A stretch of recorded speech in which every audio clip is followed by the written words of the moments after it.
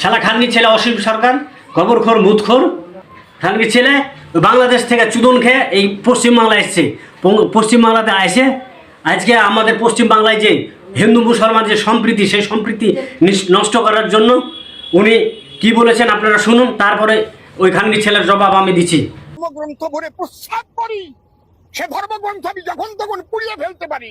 মানবতা যেটা আদি কোরআন ছিল, সে কোরআন বদরের যুদ্ধে পুড়ে ছাই হয়ে যায়। যে পরে 27 জনের শয়তানের দল মিলে এই মুসলমানগণ অমুসলমানদের যেখানে পাইবে সেখানে বন্দি করিবে নির্মম ভাবে। এই শালা অসীম সরকার খানকির ছেলেরা গরুর মুদ খাওয়া অভ্যাস, গোবর খাওয়া অভ্যাস। ওদের কাছ থেকে ভালো কিছু আশা করা যায়? যারা গোবর খায়, যারা মুদ খায়, তাদের কাছ থেকে কি আশা করা যায়? এগুলোই তো আশা করা যায়। পবিত্র কোরআন সম্বন্ধে ও জানে, ও কোন মাদ্রাসা থেকে কোন ইমামের কাছ থেকে ও শিক্ষা নিয়েছে যে কোরআন শরীফ সম্বন্ধে ও বিশ্লেষণ করতে পারবে? খানকির ছেলে ওর মনে যা আসছে তাই বলে দিয়েছে। এটা হচ্ছে বাংলাতে যে সম্প্রীতি আছে, সেই সম্প্রীতি নষ্ট করার জন্য এই খানকির ছেলে মুদখোর, গোবরখোর এইসব কথা বলছে। তাই আপনারা এই যেখানে আছেন তার প্রতিবাদ করেন। এই শালা খানকির ছেলে অসীম সরকার, এ তো গরুর থেকে যেগুলো আমরা ভালো ভালো জিনিস পাই সেগুলো তো খাই না। ওর তো গোবর খাওয়া, মুদ খায়।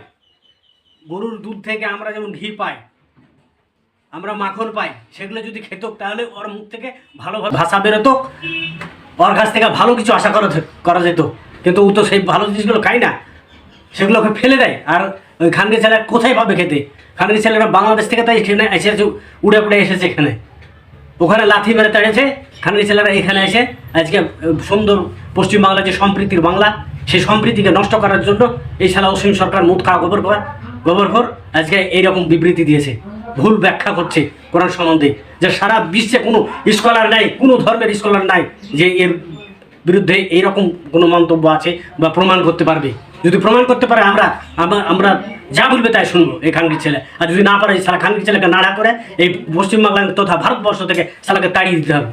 কোরআন সম্বন্ধে যে ভুল ব্যাখ্যা দিয়েছে তার জন্য তাকে ক্ষমা চাইতে হবে, নাহলে আমাদের এই পশ্চিমবাংলা তথা ভারতবর্ষের মুসলমান চুপ করে থাকবে না। এর বিরুদ্ধে আন্দোলন চলবে, চলবে।